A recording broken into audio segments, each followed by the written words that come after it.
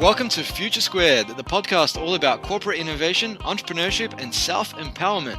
Future Squared brings you a double dose of innovation inspiration every week to help you and your company stay relevant in an era of rapid change and 10x your results in both your professional and personal life. Each week, I'll bring you corporate innovators, entrepreneurs, authors, keynote speakers, and thought leaders such as Steve Blank, David Allen, Brad Feld, Tim Harford, Karen Dillon, Jenny Blake, Neil Patel, Rand Fishkin, Pascal Finette, Ryan Blair, and Ash Moria, to name just a few. While every Friday, I'll bring you Fast Fix Friday, some quick, digestible insights to help you end your week on a high as you head off for the weekend.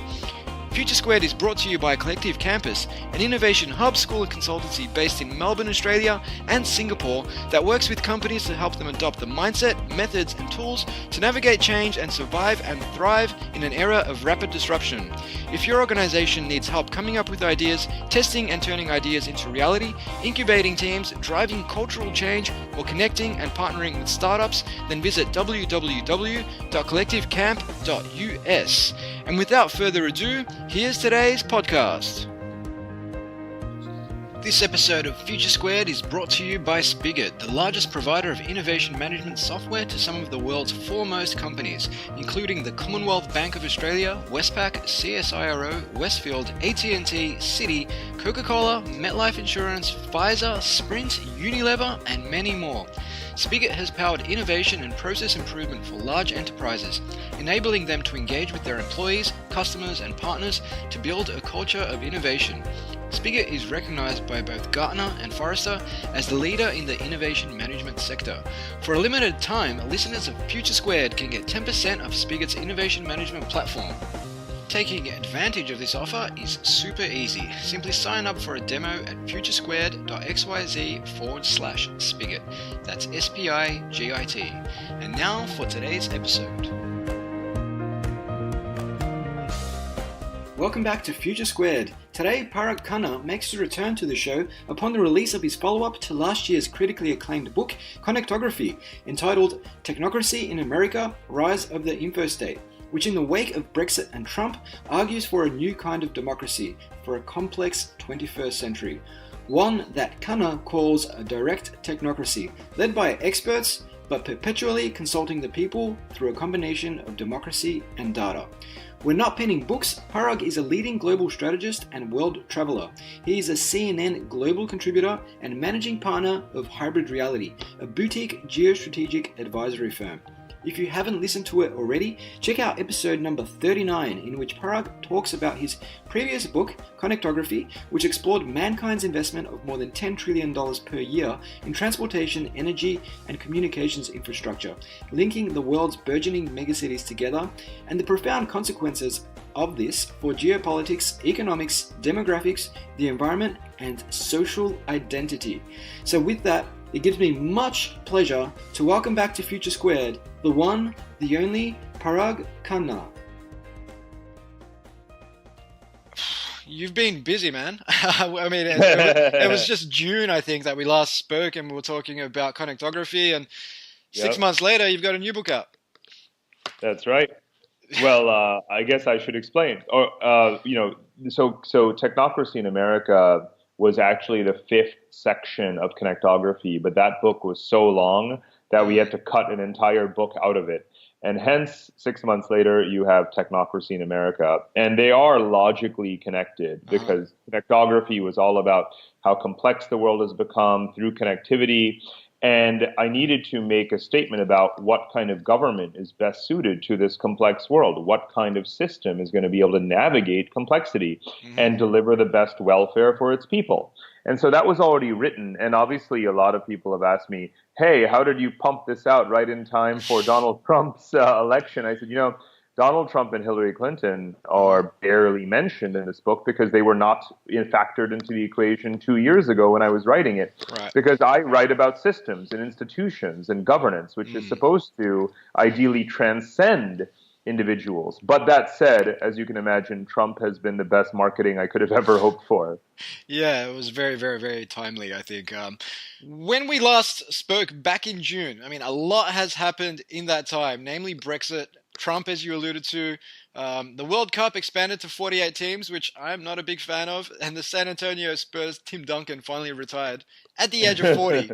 So Technocracy in America came out, Rise of the Info State, which explores a new kind of democracy. So I guess for our audience's benefit, what is technocracy?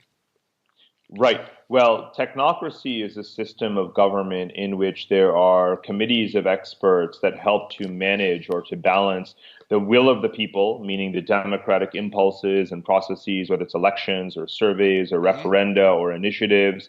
Think of Switzerland, managed by sort of committees who also take into account big data, social media, global trends, commodities prices, economic cycles, and so forth. Think of Singapore. So a technocracy is sort of, a government that involves a very direct popular democracy, but also expertise and strategic planning. And the leaders are meritocratically selected. They're not partisan or political. And they're chosen on the basis of how utilitarian they are, their ability to demonstrate their sort of conscientiousness about the needs of the entire people, not just special interest groups or elites. So basically, though, in a nutshell, it's a combination of the way Switzerland is run and the way Singapore is run. And obviously, even just the headline knowledge, even a bumper sticker knowledge of both countries would lead most people to believe, wait a minute, these are totally opposite places. And, one is the world's oldest democracy and one is a shiny technocratic country.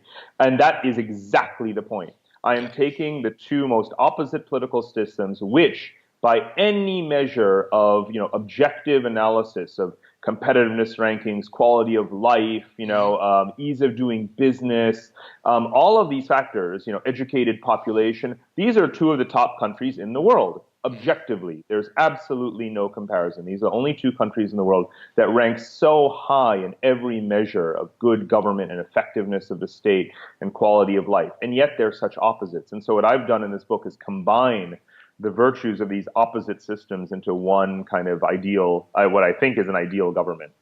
Yeah, and I know you've reported that Americans' dissatisfaction with their system of government hovers around the 65% mark. And it sounds as if technocracy pushes for a delinking, I suppose, of decisions from election outcomes. Is that right? Yes, so elections alone should not be determining everything. And that's not new. In fact, if you think about the purpose of the Electoral College, which has so badly mangled the outcome of this recent American presidential election, again, the same way it did 16 years ago, the purpose of the Electoral College, and the reason why people always point out that America is first and foremost a republic rather than a popular democracy, is that there is a committee of people who is chosen to override the popular will if need be.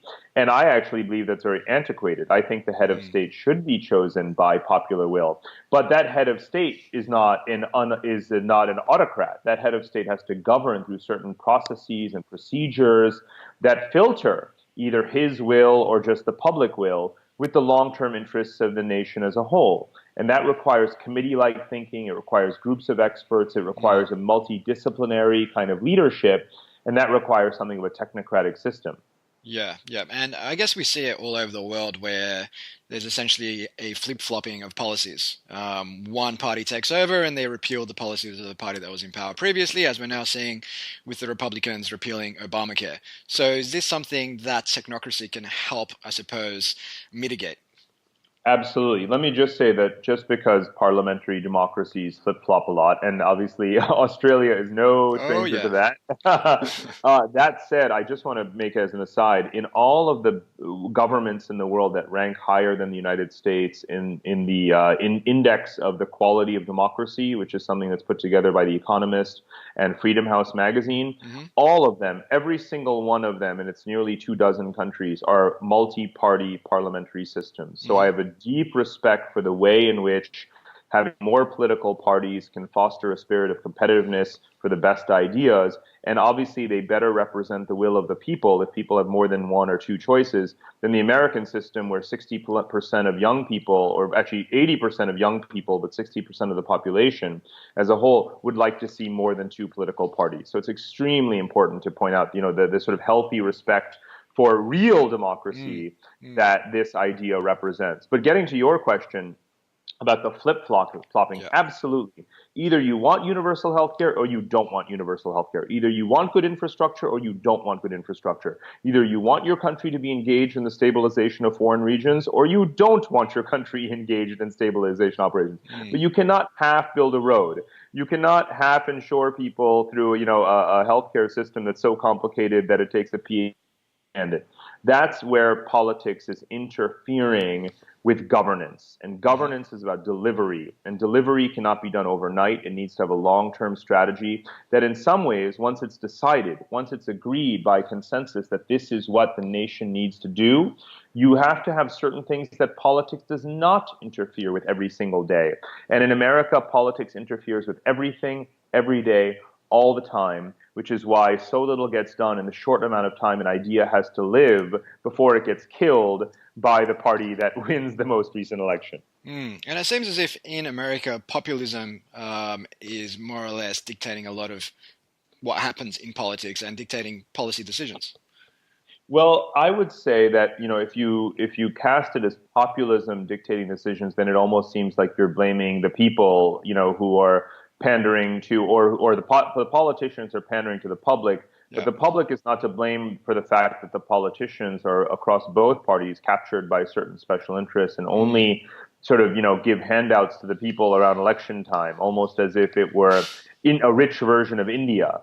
So I want to lay the blame much more at the feet of the politicians than at the people. Politicians whip up and stoke populism through their failures. America doesn't have to be such a highly unequal country, right? But because it is, populism has fertile soil in which to grow. Yeah, definitely. So you mentioned Switzerland and Singapore earlier in the show, Parag. I mean, what lessons can the US learn from these countries? Right. Well, I don't just focus on them. I look at Germany, I look at China, I look at Finland, I look at so many countries where I see very important the ways in which the executive branch, the legislative branch, the judicial branch, the civil service, the way these pillars of government are managed and structured. And I draw those lessons for the U.S. from everywhere. But so, if you take one by one, just quickly, the White House should be managed like a Swiss-style collective presidency. In Switzerland, you actually have 7 heads of state. It's called the Federal Executive Council. At any given time, there's sort of a quote-unquote number one, but that person is rotating all the time. And these 7 people come from 4 different political parties. So you have this so-called team of rivals built in. But in other words, you have a very, very intelligent, diverse management committee that runs the country. And no one has an incentive to just grandstand and block the system because they're going to rotate within a year and then everyone's going to do unto you what you've done to them. And so the Swiss system works extremely well at the executive branch level. And again, it's obviously not an all-powerful executive branch because according to a lot of surveys, most people in Switzerland can't even name 4 or more of the 7 members of the executive council. In the best-run country in the world, people can't name their president. Let's just be absolutely clear about that's what a real, it's a government that operates in the background rather than dominating your headlines and running a $2 billion election, right? Yeah. The legislative branch we already talked about, multi-party parliamentary system. It should really be backed up by a very strong civil service that uses big data, that tries to capture the voice of the voiceless. Remember, so many people don't vote, but you can know how those non-voting people are thinking. Can find out where they live, what are their circumstances. You use census data. You try and figure out how to help them, even if they haven't voted, even if they're not part of the whole kind of special interest nexus, right? And, finally, a judicial branch that anticipates the need to modify the Constitution to evolve to the times. America is still debating arcane Second Amendment gun control kind of, provisions. It hasn't it hasn't amended its Constitution since the 1970s. So, I see countries that proactively reform their constitutions in certain evolutions around, the right to privacy and, the role of technology and DNA collection and evidence. And all these things are important. And America kind of just sits on its hands and waits for some justice to die in order for, whoever is in power to appoint the next one. That's just not the way a progressive judicial branch works. Yeah, and you touched on quite a few good points there, especially, I mean, I like this concept of having a team of rivals working together in the best interests of the state as opposed to the best interests of themselves. Essentially, and I kind of draw parallels between that and business in some ways, where you have account managers who are incentivized based on their individual performance and they don't share their secrets and they stab each other in the back, compared to a team where everybody's incentivized based on not just individual performance, but also aggregate performance and the performance of the company as a whole. And therefore, it incentivizes sharing. And it's all about the best interests of the company and not just themselves. Bingo. And that's why some people say that, Trump should, operate the White House like a boardroom. But the problem is that the way the U.S. cabinet is structured, each friend of the president, because that's of course what they are, Mm, who is appointed, only has one responsibility, right? Labor or commerce or trade or health and human services or housing. mm, In a real collective presidency, all of the 7 or 10 or 15 are all responsible for everything. And obviously, each of them has a portfolio that they manage, right? But yeah. at the same time, there's a collective sense of we're all in or we're all out, right? We all have skin in the game, and that's what a boardroom is about, the way you described it. Mm, So even if you have the mentality of a boardroom with someone like Trump, you don't have the functional responsibilities the way a boardroom is, yeah. and that is what really needs to change. Yeah, yeah, and it's about that cross-functional sort of collaboration, and it's quite funny you just mentioned that because I draw again parallels between that and a meeting I just had before I got onto Skype with you, Parag, where an organization basically said that they had bought 5 versions of the exact same software across their company because nobody talks to each other. Everybody's in silos, and it's kind of the same at a government level where I'm in charge of infrastructure, another person's in charge of healthcare, and we just don't talk to each other. Multiply that by a trillion, and you get the American federal budget. Yeah. There you go. There you go. There you go. So we've touched on Singapore and Switzerland, and I know you recently published an article on Narendra Modi, and you basically said that he represents the technocracy of the future and that he represents the future of governance in Asia. Can you care to elaborate on that? Absolutely. So, Modi represents, a surge of confidence really amongst the Indian people that they can overcome the kind of democratic paralysis. And Mm, obviously, democracy is not as much to blame as just overpopulation and yeah. poverty and kind of post-colonial history such as India has. But be that as it may, Modi represents a turn towards a modern attempt to modernize the state in a very aggressive way that India hasn't done since independence, Mm, nearly 70 years ago. So there's a lot of, but it's not just the fact that he's been elected and that his party controls parliament, and so you have this alignment that is relatively rare in Indian political history, but it's also that he represents a different style of leadership. So I'm focused on that style, being a mm, technocratic style that says, what are our benchmarks? What are our key performance indicators? mm, What is our long-term strategy? What are we not going to deviate from? What best practices can we learn? What foreign, advisors can we bring in to implement those lessons that have succeeded in other places? How can we, you leapfrog through technology with, demonetization, for example? These are the kinds of things that technocratic regimes mm, do, yeah. right? And so the great hope with him is not that he's, a wonderful guy, because obviously there's a lot of controversy about his ideology and religious orientation, and I don't have any patience for that kind of stuff. Mm. But I'm focused on what style of leadership and what kind of institutional execution gets things done.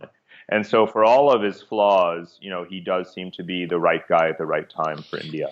Yeah, interesting point there around the collaboration and the seeking of foreign advisors and external experts. I mean, a lot of public service agencies and departments that I've worked with have this, I suppose, underlying mindset or psyche of not invented here. So rather than go outside the building and, you know, buy something that already does the job or hire external people to come in and solve the problem for them. It's like, well, we need to do this internally.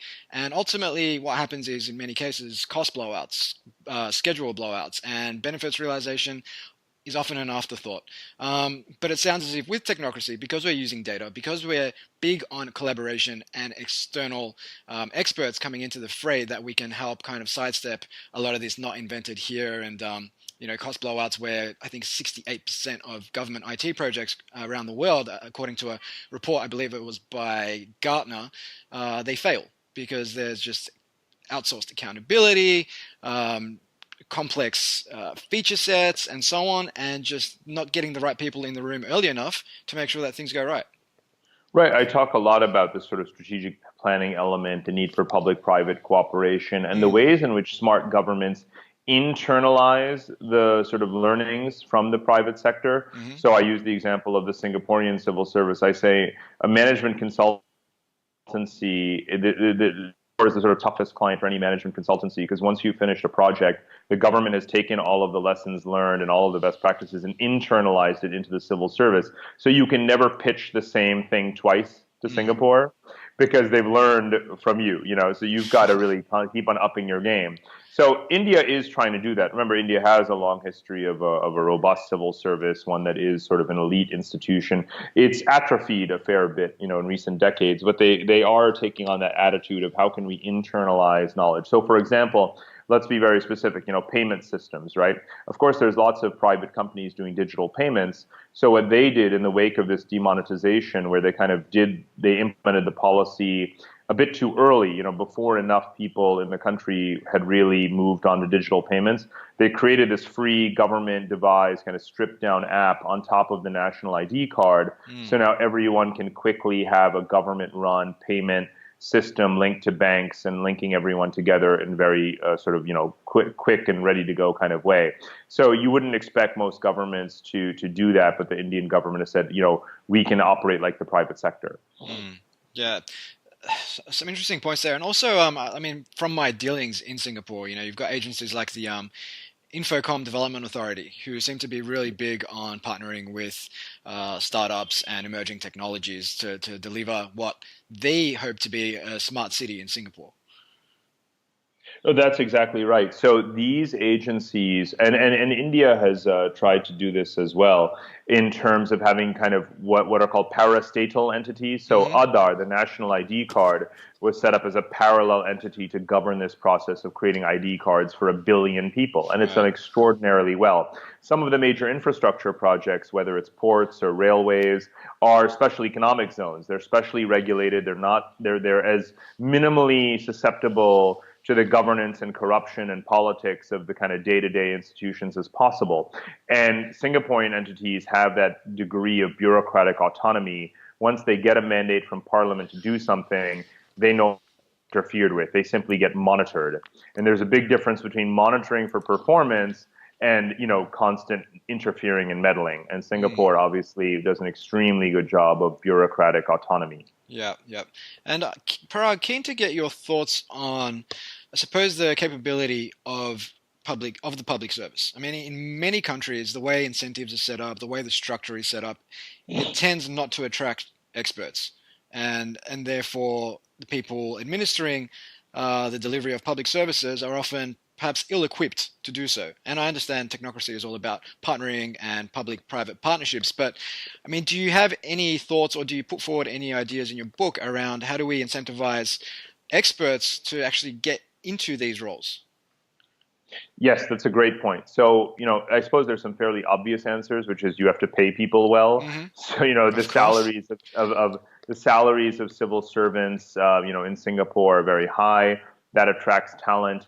Another is upward mobility. So you have to give people the sense that they can rise to the top and not be passed over by some friend of the president, which is, of course, what disincentivizes talented people from joining the U.S. government.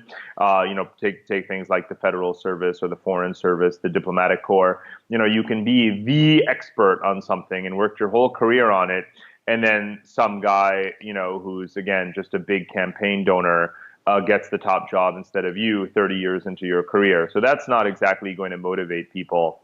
So there's lots of research actually and case studies from around the world on how to incentivize talent to come into government. Obviously, give them freedom to experiment and to innovate, to apply private sector and technological best practices. The White House has started to do that with the creation of a White House Digital Corps. And that's attracted, for short stints of time, dozens of people from Silicon Valley to go into government and work on certain projects. But they don't stay very long. They don't have a very big budget. They don't have influence over the dozens and dozens of federal agencies and departments. And obviously, they face enormous political obstacles and turf wars. How are you supposed to overcome all of that in a 6-month, digital internship? I mean, it sounds cool, but at the same time, how smart is it really? I mean, if you're really smart, you're going to do a top-down kind of intervention, streamlines all aspects of digital governance across the government, and you're going to, give that agency that's leading that change more authority. Otherwise, it's just a cute little sandbox, and that's kind of what it is right now in the U.S. Yeah, and I mean, definitely agree with the freedom to experiment. I think that's a big one, not just in the civil service, but in any organization. With the emerging Gen Z cohort and Gen Y, they want to be able to create value rather than just, deliver on the business as usual tasks that need to be done. And unless you give them that, if you bog them down in bureaucracy, it's going to be very difficult to attract talent and retain that talent for the long haul. Right, and it's also very important to think about, to emphasize rather that a lot of that talent is, of course, young people. And so you can either cultivate a next generation that remains as disenfranchised from government as the population is today, or you can recruit and tap this next generation of talent, and therefore you'll stimulate, inculcate a whole new culture of a sense that governance really matters. It's not something to be ignored. Yeah, and I think that is what a lot of agencies that I've dealt with are struggling with. While you have, say, cohorts within that organization who, I suppose, want to experiment and want to push challenge the status quo and push the boundaries, the majority of the organization perhaps have a very different psyche. And changing that will be incredibly difficult. Not impossible, but it requires a marathon, not a sprint, when it comes to culture change, especially in the public sector. But if you can harness the next generation, and if you can make those changes to attract them, I think you're exactly right. That's probably how we can foster this change in government, and perhaps that's a longer term sort of view of this change. It's a marathon, and again, precisely because it is a marathon, right? That you have to have some element of technocracy, remembering through and despite political cycles what the national priorities are, what previous experiments and policies have tried and failed, and what are the best practices that one can learn from abroad. Unless people are paid to do that, it doesn't automatically get done. It's not so obvious that people, have to do study missions and search the internet and commission research papers in order to decide what is the right way for a government to operate. It does not happen automatically. You don't get to be a Singapore or a Switzerland overnight. Of course. Yeah, that kind of reminds me of how a lot of cities around the world are setting up their own so-called quote-unquote Silicon Valleys, saying we'll be the next Silicon Valley. I think there's about 54 cities around the world that are saying they'll be the next Silicon Valley. So maybe one of them will be, but anyway, I digress. And I've... well, as you know, I've been to most of those places, and that's part of what's motivated me, because a lot of this book, Technocracy in America, focuses on that urban level. I want to make sure that people understand that technocracy in America is not really America. It's a play on Alexis de Tocqueville's famous classic Democracy in America from the 1830s, but it's really about good government everywhere. Here are the things that every government should do. And obviously, one of the usual rebuttals is, but, you're taking small countries and making them, paragons for big countries. That's not what I'm doing, because I'm saying that really it's a world of cities. It's a world of provinces. It's a world of municipalities, hundreds of thousands of them. And all of them can learn from each other. So big states can learn from small states by way of the 300 major metropolitan regions of America, the major city areas, copying these lessons. And if you want America to be great again, to borrow a phrase that has obviously gained certain currency recently, if you want to make America great again, it's about making these 300 American metropolitan regions great again. And that's done in these ways. Yeah, and you mentioned democracy in America going back to the 1830s. And I mean, going back to the 1830s, the system of government in the United States, I suppose, hasn't gone through any radical transformation. And it was born out of a different time. I mean, today's climate, where we've got exponentially growing technologies, often rendering government unable to respond or move quickly enough. I mean, we saw that with the GFC, where complex financial systems just made the government ultimately powerless. I mean, aside from technocracy, I mean, should we be radically rethinking not just the model, but the role that government plays in society? Well, I mean, smart governments are always thinking about not whether they are big or small, right? Mm, This whole, pathetic dichotomy of big government versus small government, which yeah. really has faded or should have long been cast aside, because now you have a fiscally expansionist Republican conservative president of the United States, which is Mm, quite a paradox if you think about things in those ideological terms. Smart governments, technocratic governments say, well, let's look at specific areas, right?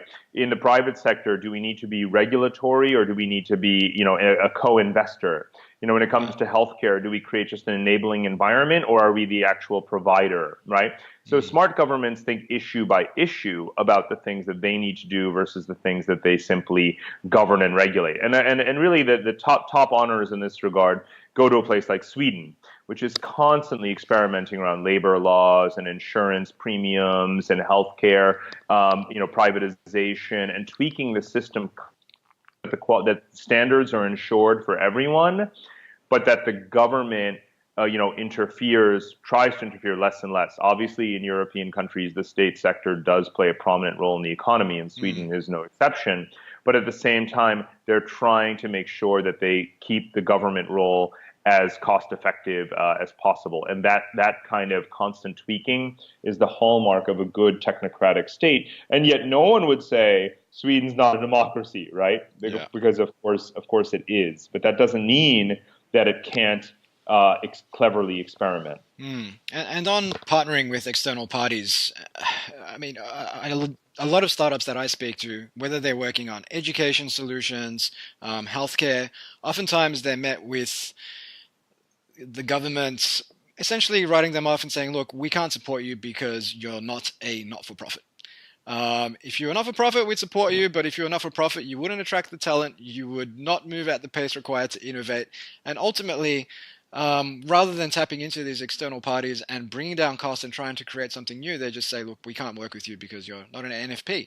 And it seems to be quite pervasive across a lot of different local government, state government, and federal government in Australia, and I'm sure it's quite pervasive around the world. But perhaps you've got some thoughts on that.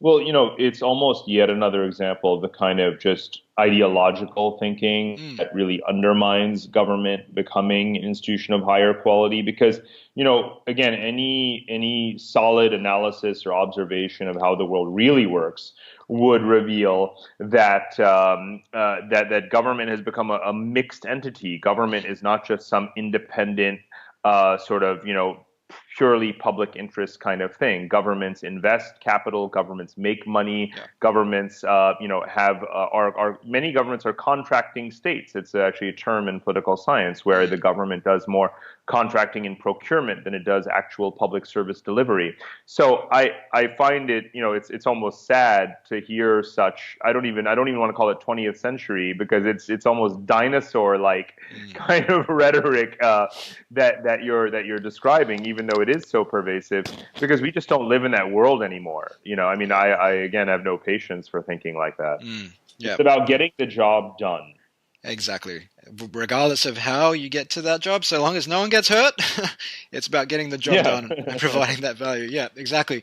Um, so, do you have any thoughts on blockchain supporting a more distributed government, or perhaps blockchain-based political parties, such as Flux here in Australia, who are essentially pushing a model whereby if a party is elected, then its supporters can vote on policy decisions throughout its term via the blockchain? I mean, do you consider blockchain as being potentially a tool as part of the technocracy's arsenal, if you will?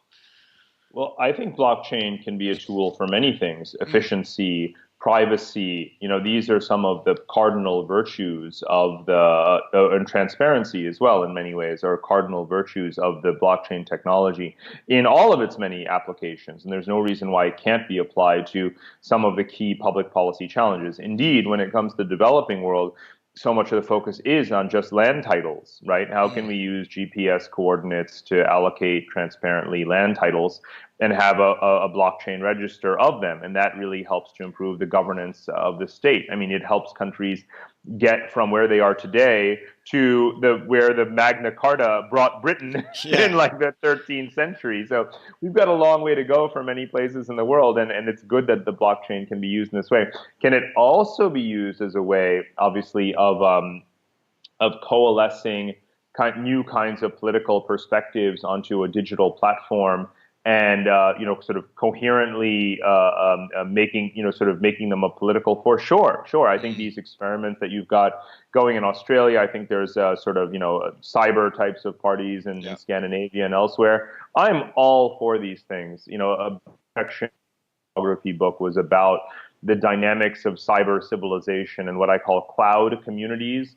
The notion of community, traditionally in our thinking and in political science, is all about geographical communities, political communities. And to me, in this age of technology, obviously you can have intellectual, ideological communities that transcend political space. And technology, social media, give them the platforms they need to coalesce and to act in one unified way.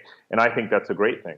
Yeah, I couldn't agree more. And on emerging technologies, not just blockchain, but it seems like the Trump result and Brexit as well was perhaps in the wake of a growing divide between, I guess you'll call them progressives, and everybody else. Artificial intelligence, the onset of autonomous vehicles now could essentially replace not just blue-collar jobs, but white-collar jobs. I think the number is about 50 to 60% in the next 10 to 15 years. Financial reporting and audit faces something like a 90% chance of being replaced, but really interested in the perspective of blue collar workers. Truck drivers in the United States. I think the number is 1.7 million truck drivers in the United States, essentially the backbone of middle America. But with these jobs increasingly becoming automated, do we, or does government have a moral imperative to ensure that nobody's left behind? We've already got people like Elon Musk saying that he thinks universal basic income will be the likely outcome of this scenario in years to come. So there's two schools of thought. One is, evolution, and that it's a survival of the fittest sort of approach. And the other is that we have universal basic income, which again brings up all sorts of challenges around, well, we're human beings. We want to grow. We want to contribute. We want to be active members of society. So, how do you see this playing out? Keen to tap your thoughts on this one.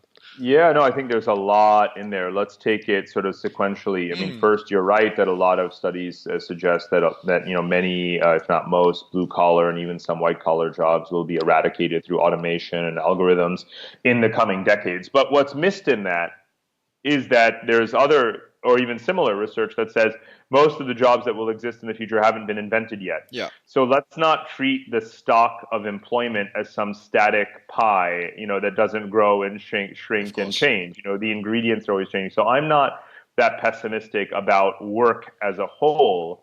Obviously, if we talk specifically about truck drivers and food and beverage, these are the two largest employment sectors in the American economy, and they are by far the most likely to be automated away in the near term.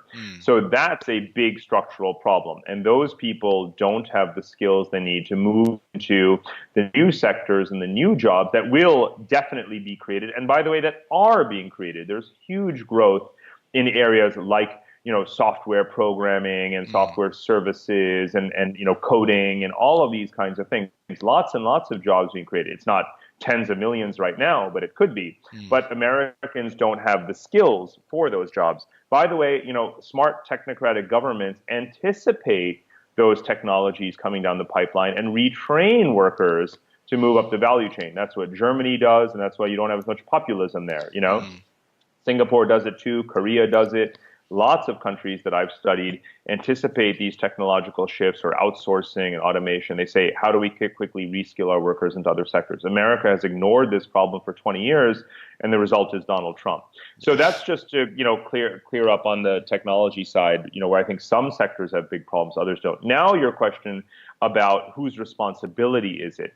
Obviously, it is in the best interest of a society not to be so divided between haves and have-nots, between connected and disconnected, between rich and poor, between skilled and unskilled. So does it, in a de facto way, fall to government to try to make sure that your society does not become so unequal and then splinter into civil war? Yes, you would think that government should be interested in preventing that outcome. Therefore, what do they do about it? Now, universal basic income is obviously a fabulous idea, and I know it's a hot acronym. In fact, it might be the hottest acronym in the world right now is UBI. I can't give a speech today without being asked at some point in the Q&A about UBI. Let me first say that even though it's a hot acronym, it's not even remotely a new idea. Greece has UBI, okay?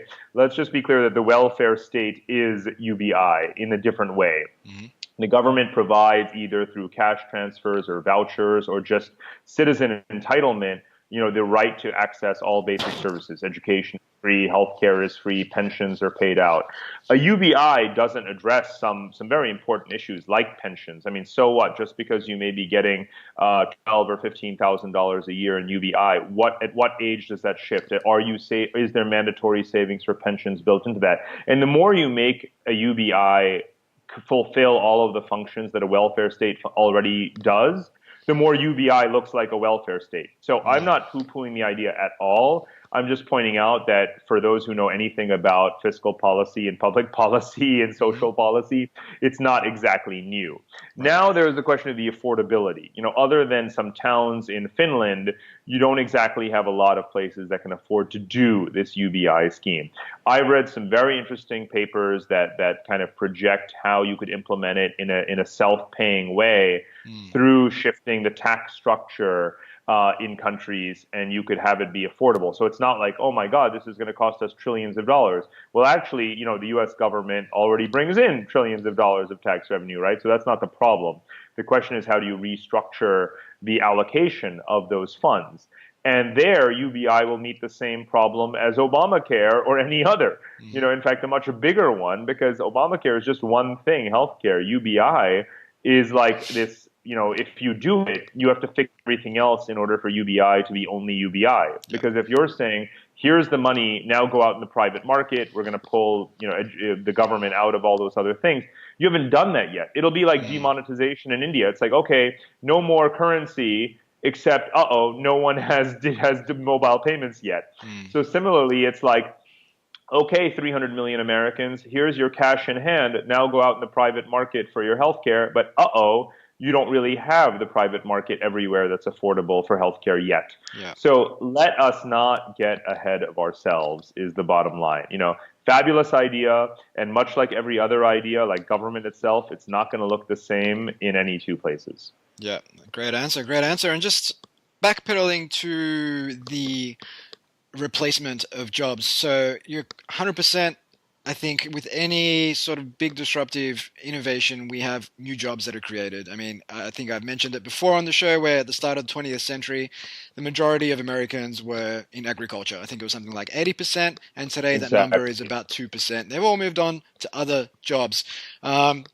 However, some of the stats from the first sort of 15, 16, 17 years now of the 21st century suggest that while productivity is just booming, going through the roof, thanks to all of these exponentially growing technologies, labor force participation is kind of flatlining and in some cases stagnating. So that seems to be a bit of a divide there. I mean, what are your thoughts on that? Yes. So, I think it depends on how you measure some of these things in terms of, labor force participation, how many people are actively seeking jobs versus, those that have been on the bench for a long time. Again, let's not focus. The problem with Donald Trump, and bring back the jobs and so forth, is that he's bringing back jobs that if they're not lost to outsourcing will be lost to technology. And you don't stop, so the march of technology.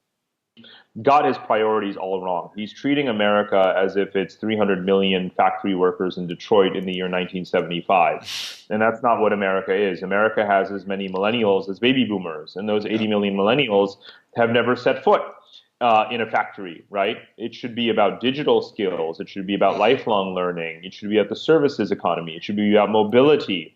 He's not talking about those things, and that's what worries me. We always, I have obviously a strong sort of belief that, in fact, elderly people can be incredibly useful to society and not be thought of as only a liability and a cost center, especially with longer life expectancy. Someone recently wrote, just as an aside, that the Trump cabinet being all people in their 70s basically is a sign that people don't retire anymore. Mm. But the policy focus obviously needs to be on encouraging, or ensuring that your next generation is fully employed in higher wage areas, and Yeah. that's got to be the kind of animating principle of policymaking. Yeah, and on preparing people for all of this change, and getting people into more digital roles. I mean, it seems as if our education systems, or at least our public education systems in most countries, kind of fall into the same trap of government, where they're moving slowly, the talent isn't quite there, and as a result, they're not really preparing kids for this new age. I mean, they're essentially the public classroom hasn't changed much for about 100 years. It's still one person at the front of the room, 20 to 30 kids, if you're lucky. In some countries, a lot more, who are just listening, trying to take it all in. All the kids learn at different rates. Some respond to visual, some to auditory, and so on. Whereas the stuff they're learning is essentially teaching them to, one, be an accountant, two, be a lawyer. But again, a lot of those roles will be increasingly automated, whereas we should perhaps be teaching them the digital skills, the ability to collaborate with other people, the ability to leverage all this emerging technology and see the world differently and solve problems, et cetera, et cetera. So, I mean, do you have any thoughts on the education system and what needs to be done there? I mean, I know in Switzerland, you've said that they prefer vocational apprenticeships. What advice would you have for countries such as Australia, such as the United States, when it comes to their education system and preparing people for these changes? You raised some great points there, and it is almost a cliche at this point that reforming education matters. Mm. Making it more project based, more vocational, more technical, Yep. more skills focused.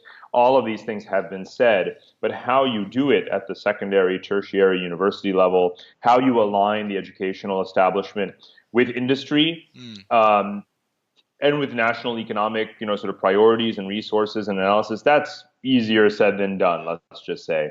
And sure, the fact that it happened so successfully in the quote unquote accidental way, like the Silicon Valley, sort of example, Mm. that doesn't, first of all, that's a myth, of course, because the Defense Department had an incredibly large role in the rise of Silicon Valley in the computing industry. Mm. Let's just remember that, in fact, Silicon Valley proves the point I'm making, doesn't disprove it.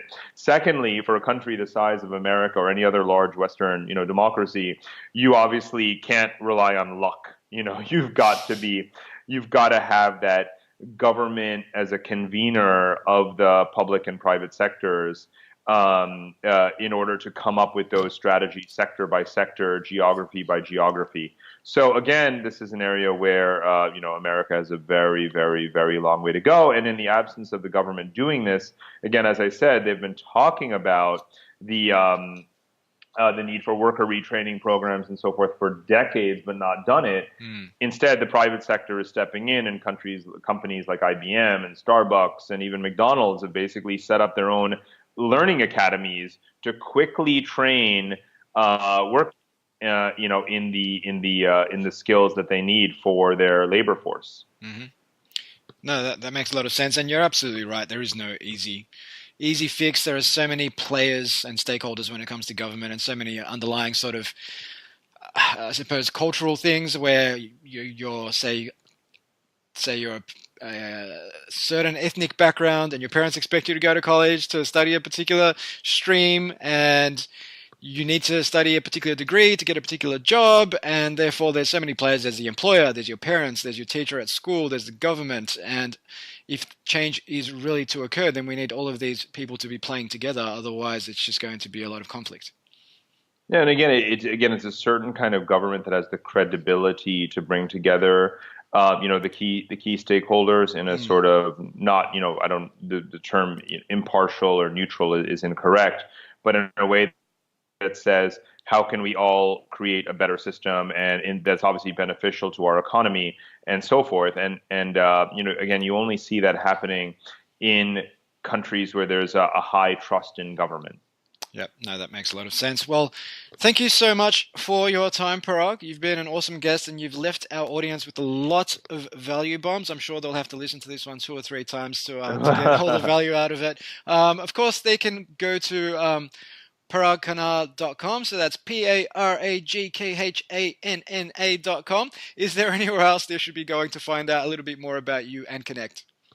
That's the one-stop shop. There's my Facebook page. I'm on Twitter at Parag Khanna, and conversation as always. Awesome. Love it. Well, thank you again, Parag, and look forward to the next book in maybe another 6 months' time. Give me a little bit more time. Thanks, Parag. Thank you.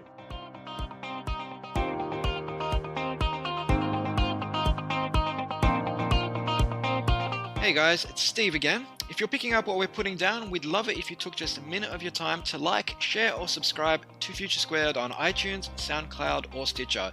It would mean a hell of a lot to the team here who work effortlessly to bring you thought leaders and experts on topics of corporate innovation, entrepreneurship, and self-improvement on a weekly basis.